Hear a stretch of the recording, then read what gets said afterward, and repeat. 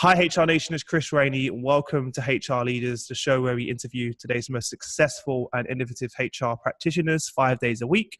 Today we're joined by Heather Whiteman. Heather is the Global Head of People Strategy, Analytics, Digital Learning and HR Operations at GE Digital. Heather, welcome to the show. How are you? Great. I'm good. Thanks so much, Chris. It's great to be here with you today. Fantastic. Heather, for our listeners that aren't aware of yourself and sort of your background, could you give us a brief overview of your journey to where we are today and a little bit more about yourself? Yeah, I think everybody loves sharing their fun journey. So I like to start with the fact that I started out researching monkeys. Wow, I okay, thought that by this point, I thought I'd be living in the jungles of Borneo by this point in my life. So naturally, I took all of the understanding of monkeys and just applied them to corporate business people. It was a perfect transition to get me to where I am today. That's an amazing chat. I wasn't expecting that from you. You got to tell me a bit more. You can't just leave that there. How did you go from studying that to HR? You got to give me some more context on that. Yeah, definitely. I mean, hey, it starts as any good story with a PBS special. Fell in love with gorillas. Went to school. Thought I was going to be an animal psychologist. I did work for a few years in a lab training monkeys. So if anybody has a monkey that they need trained, I am certified. Just let me know. Wow. I really fell in love with the research though. So while I was there, I spent a lot of time doing the analytics and running all of the outcomes and the results of our studies. I loved that. Wasn't sure really what to do next. Still love monkeys. Wasn't sure I wanted to work in that lab research setting. Quite frankly, with a psychology degree that was mostly focused on animals and everything else that the university required you to take, I didn't know what I was going to do with my career. I was introduced to the concept of industrial organizational psychology and found that you can really go deep into the psychometrics or the analytics and studying of people. I loved that. It appealed to me. I went and got my master's in that area. And that's then where I fell into some things like personnel testing. I did a lot with affirmative action, equal employment analyses and research. And then from there, I got introduced to HR, worked my way into sort of HR research roles, then workforce planning, then people analytics. And now today, leading people analytics, learning and development, HR operations, some other areas like that. So it felt very natural, even though it doesn't sound natural. No, I love it. I love asking that question because you never know what the answer you're going to get. And everyone, I would say genuinely about 90% of the people that I speak to, no one planned on working in this field. People just find their way. That was a break dancer and a skateboarder who had a part-time job. Genuinely, I was literally a break dancer professionally and a semi-pro skateboarder. And I got a part-time job speaking to HR leaders, and here we are. Well, Chris, I will tell you, I was also a semi-pro bowler for a little while. So you with your semi-pro skateboarding, me with my semi-pro bowling, we could, both not probably make it into the Olympics. So. Yeah, definitely. So where we are now, obviously your profession is profound in this day and age. It's come a long way. If you think about when you first started in the field, I'm sure you may, or maybe you did know that this would be the future. Now HR's changed so dramatically, and people analytics, predictive, prescriptive, it's sort of the buzzword of the moment, right? You only have to go on LinkedIn, I hate to use the example, and you see the posts and the comments and even the events that are popping up all over. So I'm wondering at the moment, really, what occupies your mind on a day-to-day basis? Yeah, occupying my mind, and this is the part that I love about analytics. I'm not sure if I knew it was going to be the future. I just knew it was my future. I have been in love with the research, the analytics. I loved applying it. Like I said, when I first started out, it was about affirmative action, equal employment, equal pay. I loved that I could make a difference and create fairness through analytics. And then I discovered that I could do even more. And that part's never changed. And so when I think about it, what takes up my mind with HR analytics is how do we be really smart about what we can do with data and information to make people's lives better and, increase the employee experience in the workplace, bring about organizational success. I'm a really big fan of working with companies that have a mission and a purpose and helping them achieve that through success. it's also fun. Another side comment about me, I love baseball. I'm obsessed with fantasy baseball. I love the metrics. Big surprise. Of course, yeah. I was about to say, I was going to say that straight away. And, I think about sometimes people analytics that same way. If anybody watched the movie Moneyball, or better yet, read the book is much better, as it always is. It's that concept of building a winning team by using information, not always trying to bring in the best multiplayer, but the best individual sets of player to build out a perfect team. And that's the way I think about people analytics. That's what I love about it. It's creating the game. It's bringing in the right players. It's getting a winning team. That's the part that really, comes to mind for me when I think about it, and why I get passionate about it. Love that analogy. Because I can't believe I haven't thought about it, because we grew up playing fantasy football, in the UK, fantasy was huge. And it was so, back in the day, it wasn't even online. You'd literally fill it on a piece of paper, you post it to the company, and then they would send you a post back to let you know your results. And then you'd work through your metrics and everything. So it's a very interesting way of putting it, but I can picture it completely now in my head. So thanks for sharing that. When you think about sort of analytics, HR analytics, there's about 1 million names for it now. Literally every day there's a new name to describe it. What does it mean to you, and why is it so important for businesses? Yeah. I think about analytics, in the same vein of that other response, is just, it's being smart about people decisions. I think it's the application of knowledge and insights into all aspects of the people process. I don't get too hung up on the names, mostly because it's people analytics sometimes, it's workforce insights. There's, you could basically take any talent, workforce, people, HR, exactly, human capital, and then add some kind of strategy, analytics, planning on the backside, and come out with the same kind of answer. But it's just that business outcomes alignment is the part that I think sometimes people leave off of the definition, that I think is really important, which is applying those analytics, applying those insights to outcomes, to business results, and informing decisions along the way. So one of the struggles that I hear every day from the leaders, especially the generalists now, that are having to get to grips with this, because it's, whether they like it or not, it's part of their role now, and it's here to stay. What advice would you give to companies and leaders that are just getting started in analytics, and where should they spend their time and focus their attention? Because this seems to be one of the biggest challenges for the leaders. I think there's a lot that people get worried about when they think about starting this. In fact, when I've talked to HR members, they're usually mostly overwhelmed. So I also teach a class. I teach an Intro to Human Capital Analytics course with UC Berkeley Extension. And the type of people that you described are actually mostly the participants in the course. And the good news is, I think people recognize that this is a very important part of being a professional in this area, and that you should take steps towards it. But the part that I try to tell people is, don't get overwhelmed. There's so much that people talk about. You'll start hearing crazy words like organizational network analysis, and did you use simple linear regression or did you use logistic regression? Don't worry about that. Start super small. Just find a business problem that's been bugging people, that's been bugging you, that's been bugging a leader, and ask yourself, could I figure out why this is happening? Is there any kind of information that would help me know why it's happening? Because if you can figure out the why, you can start to identify the levers to fix it. And really, analytics is just meant to help give you a little more information than you have on your own.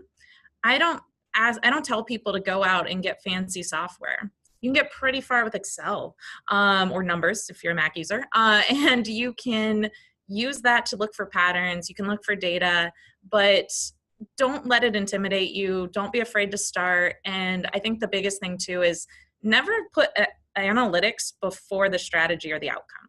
Some people want to do analytics because everybody else is talking about it. So they feel like they have to do an analysis. That's what everyone's doing, yeah. Yeah. And people are worried that if they're not doing analytics, then they're behind on their career or they're not connected. But make sure it's tied to a strategy or an outcome, because if you go run a model or an analysis, but it's not tied out to solving a problem. It has to start there, right? Yeah, exactly. Yeah, start with a business need, work your way back. and align that with the biggest challenges of the organization, as opposed to doing everything and starting everywhere. Interesting. So one of the big challenges seems to be great. We've got our new system, we've got our new tools. The data's a mess. And so it seems that I hear that quite a lot. Could you share your experience in this area? Do you have any advice of where to get the data from? How best to use it, store it, etc. Because this seems to be another area which people really struggle with. Yeah, no, I think anybody working in this space struggles with this. So if you, as a listener are struggling with this, you're not alone. It's not you. It's not your company. It's not your data. I haven't seen anyone who doesn't struggle with it, but that's because there really is, data governance and data quality do go together. There's a really important step around ensuring that you've got processes to get data in and that. But I think one of the reasons so many people struggle with this is actually more of a technology flaw. And I'm really getting excited about future technology, because when I look at the data that I've had access to, it's been historically set up not to be used, just to be tracked. So much of HR has just been about keeping employee records. Yeah, you're right. It's true. Yeah, it's a snapshot in time. It lists so-and-so hired on this date, paid this much, worked in this location. It was never set up in an architecture or in a system in a way that could be used very easily by somebody looking for insights. So when I think about sort of where we're going in the future, I'm really excited about some of these more cloud providers, HR information systems. Even, in my opinion, some of the really small startups are excelling from some of the big companies because they can come at the architecture of the data in a new way. And that's where, if you have any opportunity to influence it, it's think about how you want to use the data before capturing the data. And like when I think about people in putting in kind of data terms, people are longitudinal, meaning they don't exist at one point in time. They're not a snapshot on this date. They're a person that goes throughout a timeline and a career, and they progress through jobs and they move and they have life changes. They are a longitudinal piece of data, and we need to store them that way. Yeah. And then secondly, people are, again, in data terms, what you'd call a one-to-many relationship. It's each person has a series of things that apply to them, a series of skills, a series of experiences. They aren't a single row in an Excel sheet or a CSV file. They are this one thing with many, many components. And again, thinking about the data that way hasn't necessarily been done in the past. And I think that data structure aspect is why we have the challenges that we have. And I'm pretty excited to see us getting there. And then I won't dive into it, but all of that is before we even talk about reliability and validity. Because humans, we're all a really, really hard thing to measure. Yeah. None of us are the sum of our HR information system inputs. And so then just being able to tie it back to things that matter in a reliable and valid way, I think is another really critical aspect of that. Yeah. Because what I see is everyone investing, millions of pounds in, work days and, all of the other systems, but then they're just putting just crap data in there. about the way that don't put it another way, you can put it a better way, but they're thinking that they're going to get this new flashy tool and it's going to solve everything. That seems to be and everyone in the room in our previous workshops are talking about it.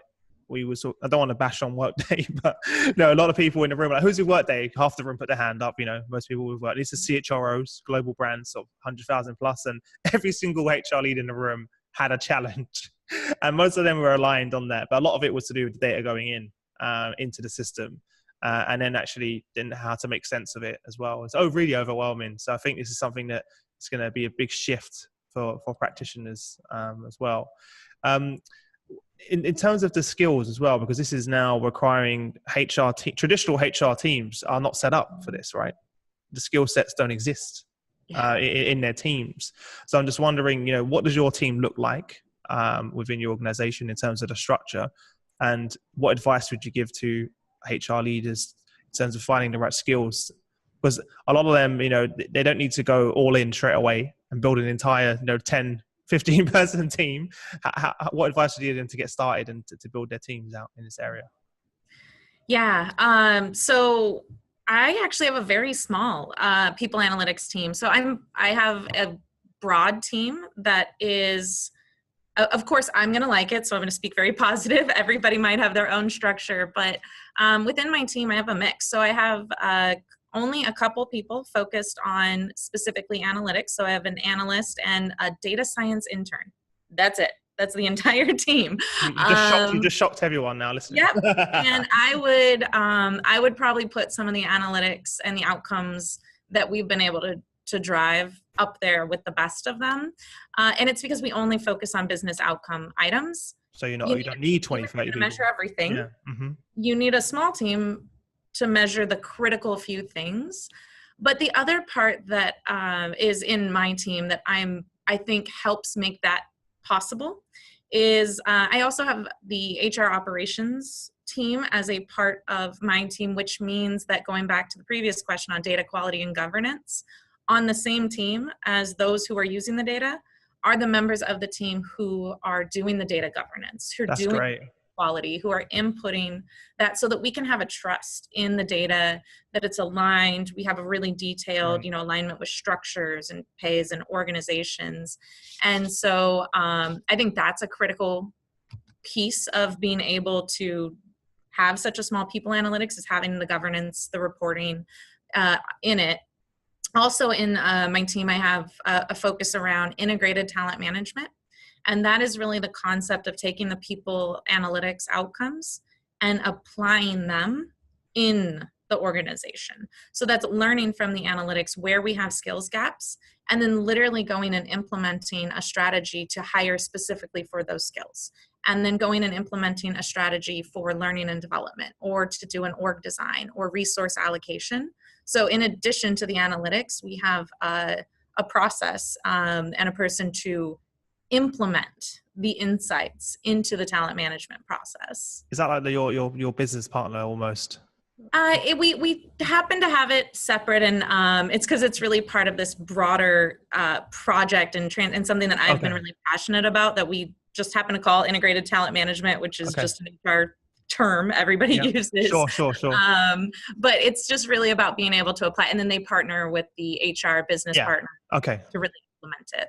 Fantastic. And then I also happen to have the learning and development team, which again is great because we can specifically develop our learning and our development and our employee experiences to tie back to the people analytics. Mm-hmm. So one analyst, one intern is our people analytics function, but I would call it a powerful, highly impactful, really deep one, because it is part of an ecosystem and an HR structure that supports it, uses it, and implements it.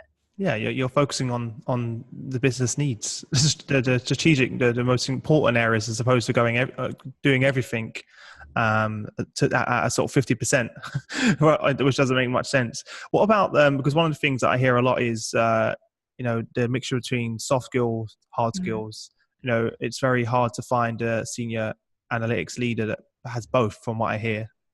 The ability to sort of work with the leadership team, tell that story internally, and then have both the hard skills as well. Is that something you've experienced? Because you're actually, from my opinion, someone who has both, which is quite a rarity, if I'm being honest, from what I hear from everyone, and also what I've experienced from working with your peers.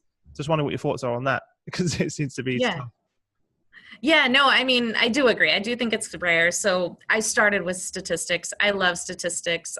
I can't help myself. Sometimes I have to just jump in there and run a couple analyses just because it's been too long since I've done a cluster analysis or something. But but I do think that's rare. And quite honestly, even though that is my background, I'm looking forward to the day where analytic skills aren't necessarily needed. And I mean the actual analysis. By technology, by that point. Yeah, I really think that's the role of technology. And I think that the future is going to allow not for the HR function to avoid that concept, but to take the real uniquely human approach. So the skills that I think that the HR team should need are things like analytical thinking, which is not the same as analysis. Yeah, I'm with you.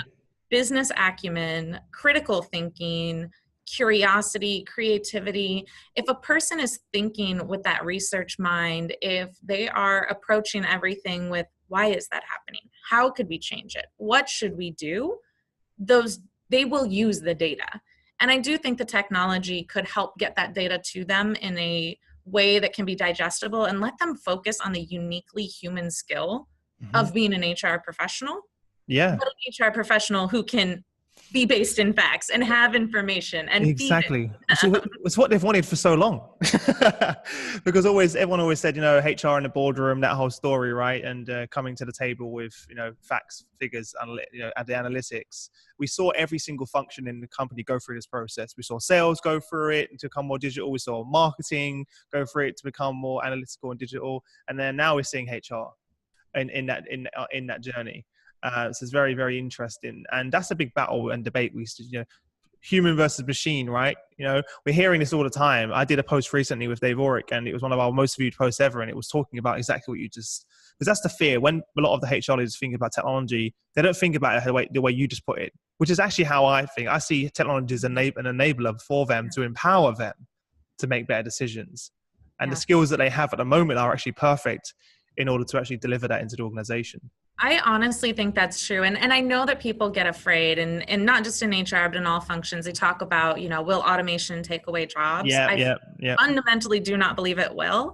And I think as HR has one of the best opportunities to be who they've always wanted to be as a function because of technology. And, I think about things, it's maybe, I don't know if it's a good analogy, but I think about things like bank tellers. If you think back in the day before the ATM machine, there were you had to go to the teller at the bank to get cash and to drop it off.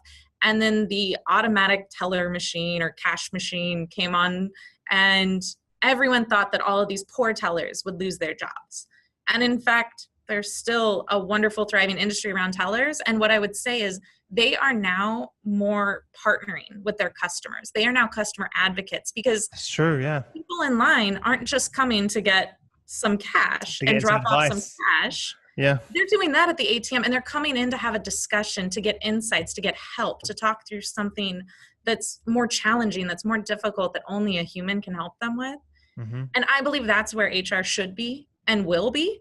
And there's just a couple steps to get there. But I'm happy that some of these skills, like, why do you need to actually understand how a Pearson correlation coefficient works? You just lost me there. You need to know that there's a relationship. Don't get me wrong. Some people should go deep and they should know that. But to do your job as an HR person, when you want to help people get to an end, you just need to understand the relationships and the facts, and then help them do the part that you do best, which is guide them, coach them, solve problems, move them forward. So when I think about the skills and the technology going forward, I'm really hopeful, positive. I think we'll get there to a model that's more like that. Amazing. Well, on that point, could you share perhaps a project or a transformation you've been through that stands out to you? I'm sure there's many that you've been through with some great insights and some great outcomes, but could you share one with our listeners, the ones that stand out to you that you're most proud of? Yeah, you could tell I get very passionate in general about this whole topic, but I will admit I'm currently doing the work of my life. I am so happy. So I've been with General Electric for about 8 years now, but I joined what is now our G Digital business about 5 years ago with the opportunity to go build whatever you always wanted to build. Wow. Best job offer ever. And it's had so much change and move along the way, but I kind of mentioned integrated talent management earlier, and that's just what we call it because it's talent management. But really for us, it was more of an initiative and a way of doing things. It's our HR strategy. And so over the last 5 years, we set up a really deep infrastructure of, job structures, compensation structures, capabilities, skills matrices. And we started everything knowing that we wanted to be a database HR organization. And it's taken a long time. It's taken a lot of work. But we're to the point now where we have tools that are available to our employees on their smartphone, on their web, where they can actually see the skills that are needed for their role. They can indicate things that they're interested in. They can get assessments from others. They have a career discovery algorithm that actually tells them their percent fit for other jobs that they might not have ever thought of before. Based on their current skills. Exactly. Or their interests. Or interests, okay. And they can find roles that maybe, hey, did you know you're actually 3/4 of the way to this job over here? Had you ever thought about it? And they can mark that it's an interest for them and actually share that role to their manager saying, hey, I'm interested in this. Right there in the same tools, they have links to the learning and development items that the team curates. So I might find that I have a skill that I'm a little lacking in. And right there in the same tool, I can click on a learning opportunity to help me grow it.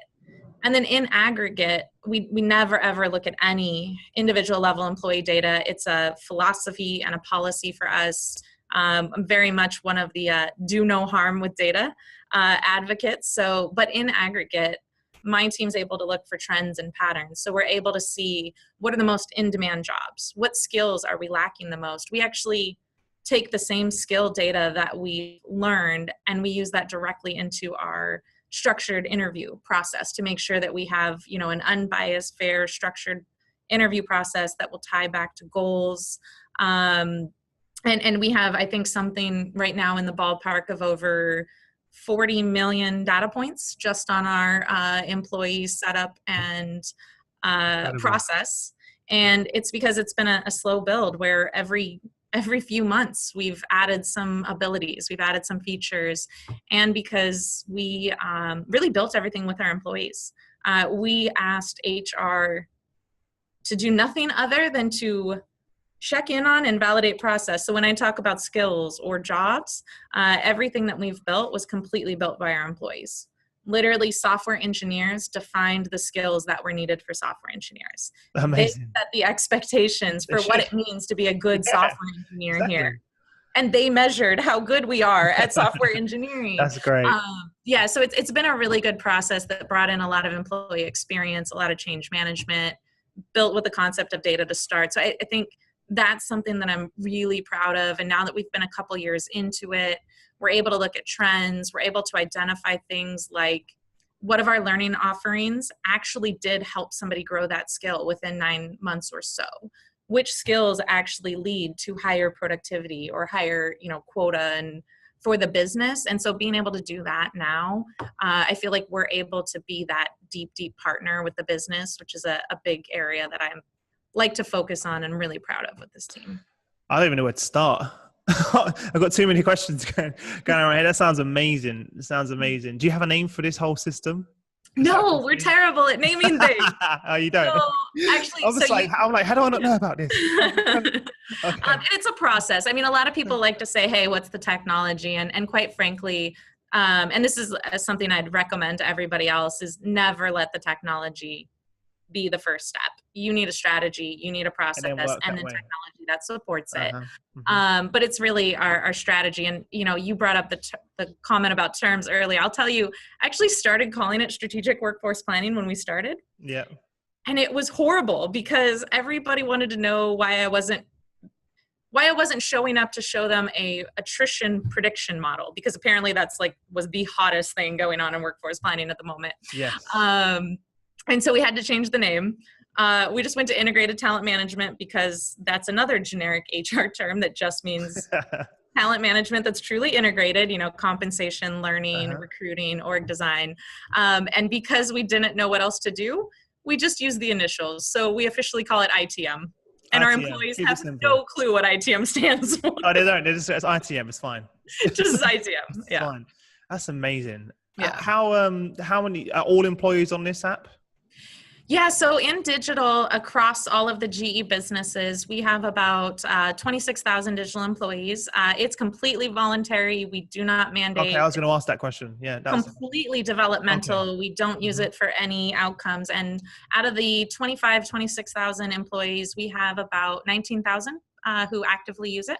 And so I'm really proud of that, actually, from a engagement perspective. But I think that comes back to it was built for employees by employees. And everything that we work on is something that they've asked for, and that helps keep it. You've empowered them. Yeah.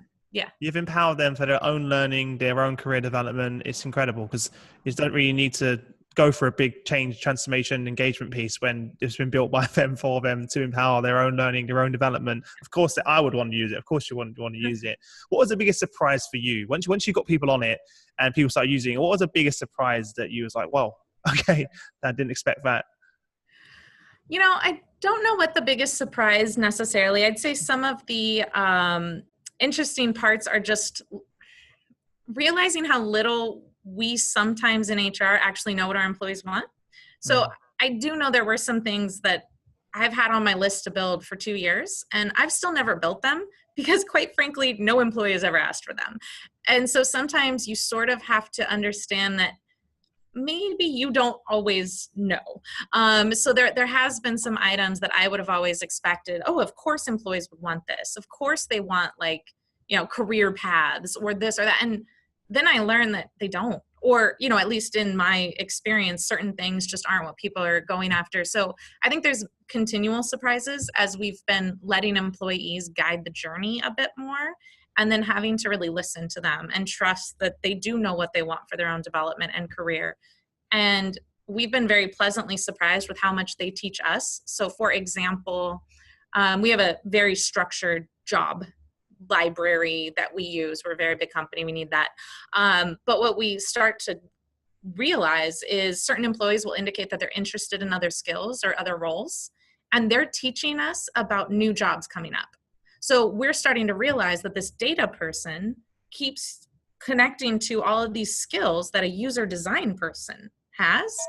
And then the interesting part, sorry, my computer's locking here. So the interesting part is we start to see this combo of this data science person always looking at design and visual outcomes to realize, wow, there's a whole new job category forming here. And that's actually how we came up with a whole new job category around data visualization. Because people are asking for it.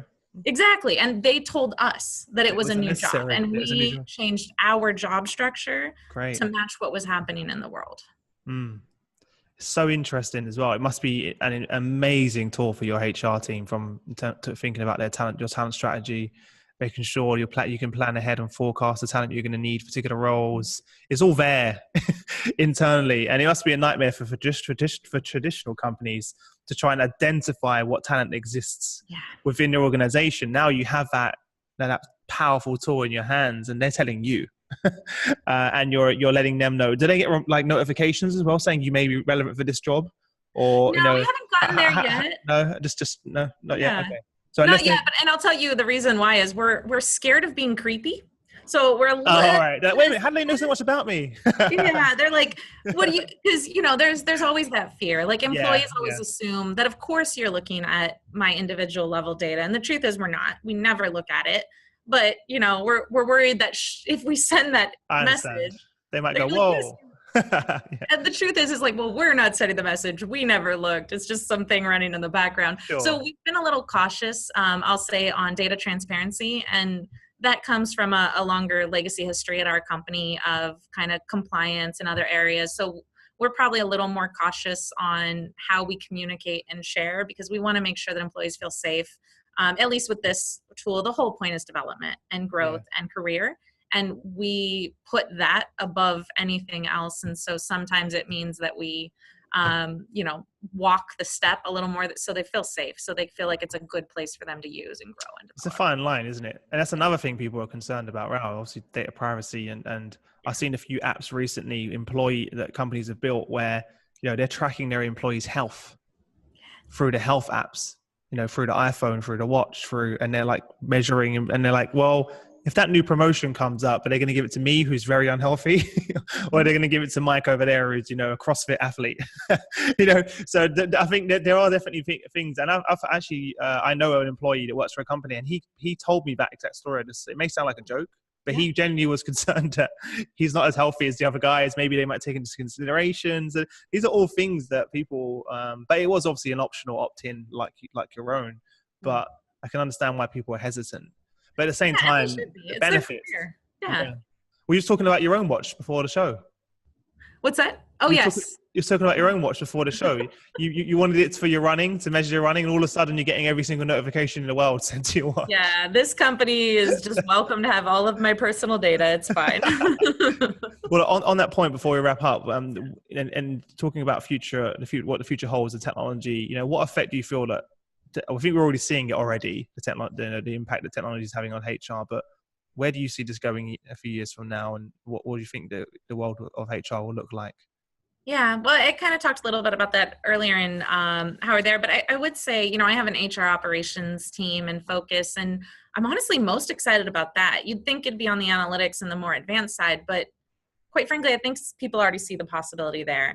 I'm really looking forward to the way that technology is going to change the more operational, transactional side of the world. Mm-hmm. And so when I think about my team and what they're doing, how that can free them up to do more complicated tasks, to do more analysis, to go a little deeper, that's probably the future piece. And then, it's not just HR. I mean, it's the entire workforce is changing. And so the interesting part is HR itself is going to be transformed by this, and is going to be the function who helps the rest of the world transform as well. Because the way that work is getting done, who does work, whether even in the office or not, who, that is all changing, and HR is going to be at the forefront of driving that. And so I love this concept of being transformed while transforming, and how HR is going to have this really unique place in that world. Mm-hmm. There's never been a more exciting time to be in the industry, in the role, really. Yeah. I say it to a lot of leaders that are very concerned. There's never been you guys have to take the reins. This is an incredible time to be in the role as well. Well, thank you very much for that. Last thing I'll ask before we go into the quick fire round is, if there's any advice you could give to the leaders in terms of technologies, because they're overwhelmed by there's a new app every day, or a new technology that just pops up claiming to do all of these weird and wonderful things. We're going to predict when your employees leave, we're going to tell you everything you need to know. And it's hard. It's a bit of a minefield. What questions do you ask yourself when you're assessing a new tool? Or, that's the question, I suppose. Yeah. What questions would you ask before going ahead with a particular tool? Yeah, I mean, if you're going to work with a startup, first of all, I both highly recommend it, and I would tell you to make sure you proceed with caution, because startups are the best opportunity for you to do what I believe in, which is build your strategy and your process first and your technology second. And startups are great about being able to meet you where you are, join you in the journey, help build it with you. So for example, we actually work with a small startup in San Francisco called Ascendify, and there was nothing out there that met what we were trying to do. And so we were able to connect with them and say, hey, here's our vision. It looks like it's aligned with your vision. Do you want to work together? And so we actually created a ventures relationship with them and was able to work with them.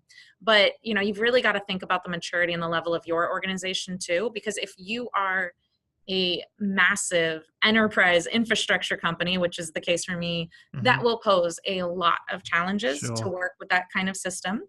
And the reverse is true. If you're a small or mid-sized company trying to work with a system like a Workday and Oracle and SAP that focuses a bit more heavily on the big companies, they may not meet your needs in all aspects either. So I think there's a lot to say about the fit between your organization and the ones that you're looking at. So I'd take that pretty seriously.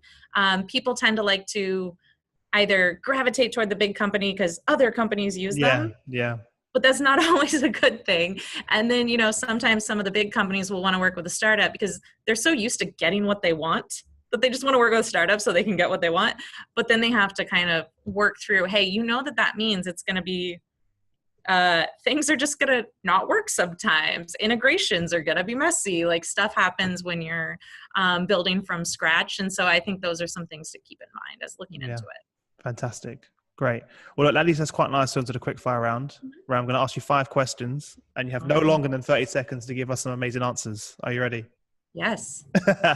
What was the number one thing that was holding you back from becoming a senior leader in the field of people analytics? I was too descriptive and too much of a perfectionist. I had to have somebody tell me, Heather, nobody knows what a Nagelkirche R square is. If you ever say that again, I will knock you out. And I was like, what? Why don't you care? I used the appropriate R-square adjustment. And they're like, shut up. You've lost everyone in the room. Now, that being said, if you do have a meeting with engineers, do throw that in because they'll love you forever. Aside from that, nobody cares how many iterations of your analytics that you had to do to get to the insights. They care about your insights.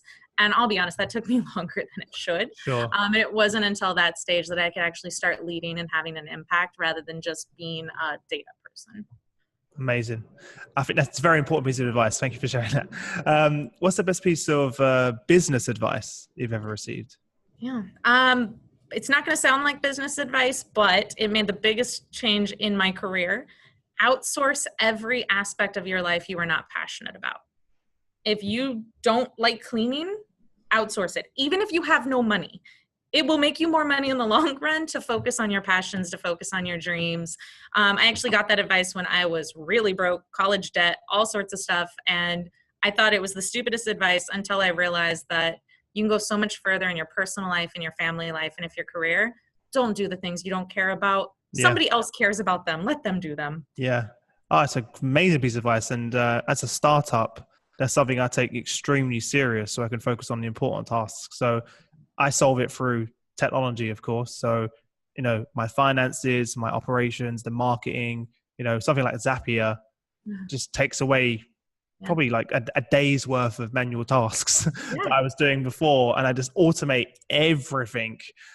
Even at home, and this is going to sound really sad to a few of you listening, everything's automated. So I have an Alexa in every single room, every single light bulb is Wi-Fi. I can I can set an alarm on my phone and the kettle boils, when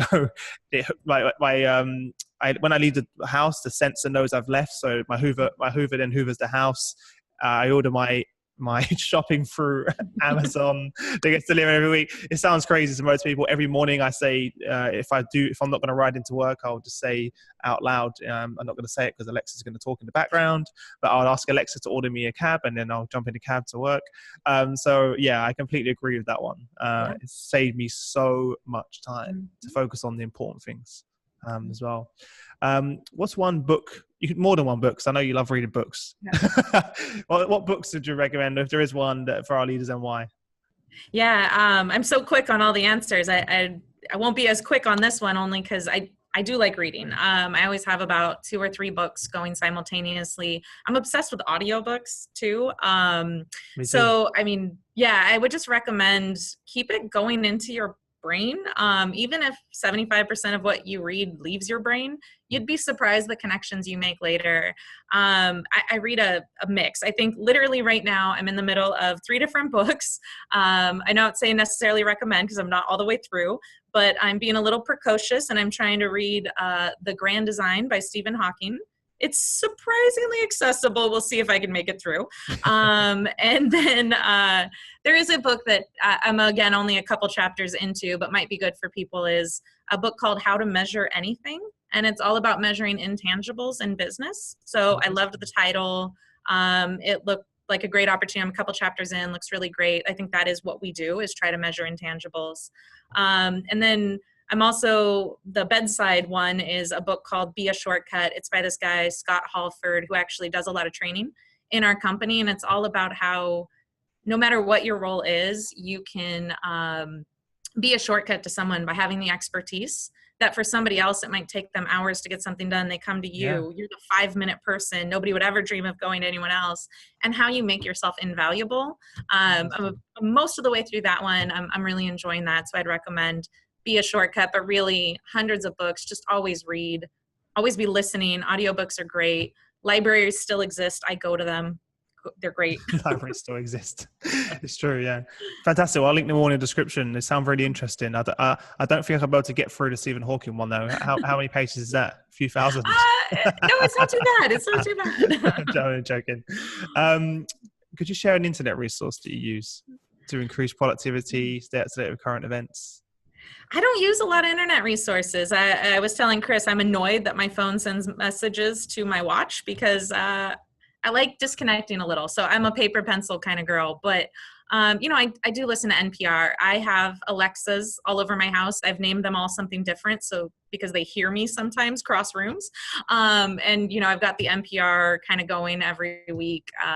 You get alerts, but, staying connected is important, but I think it's choose your topics, choose the areas. I try to only focus on positive news. And so sometimes I find it hard to get those resources. Yeah, you have to control what's going in, guys. That's the one thing I never watch the news, ever. It's just why? What value is that adding to my morning to wake up and hear some horrible news? Because that's what it is most of the time. It's not positive. So, yeah, it's something that podcasts, NPR is great as well, having that. And you mentioned a lot of audiobooks. One of the things I love about that is that the convenience of being, on the way to work, on the way home, or, even for me, it's sad enough, I'm listening to them in the gym.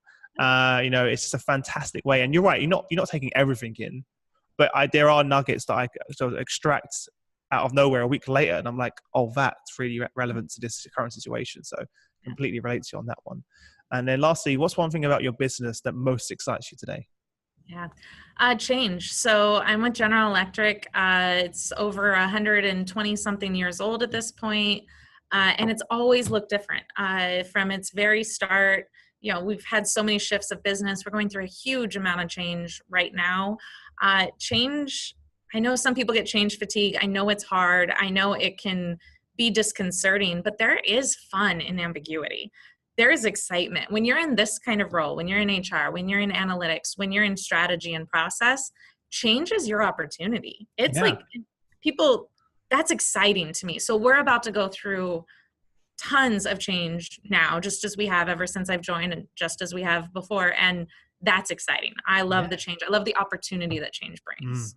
It's just the way you're looking at it. It's different. I love it too, because that's where the opportunities come to change things. You can't change anything in status quo. It's too hard. You have to get into the algorithm and the budget, and this and the that.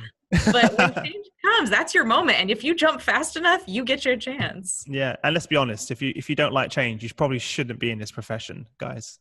For anyone listening that's thinking of pursuing a career in HR analytics, don't join if you're not interested in change. You're probably in the wrong job as well. So amazing. Well, look, thank you very much. You've been an amazing guest, and we really appreciate the actionable advice and the insights you provide the audience. I'm really excited to share this with everyone.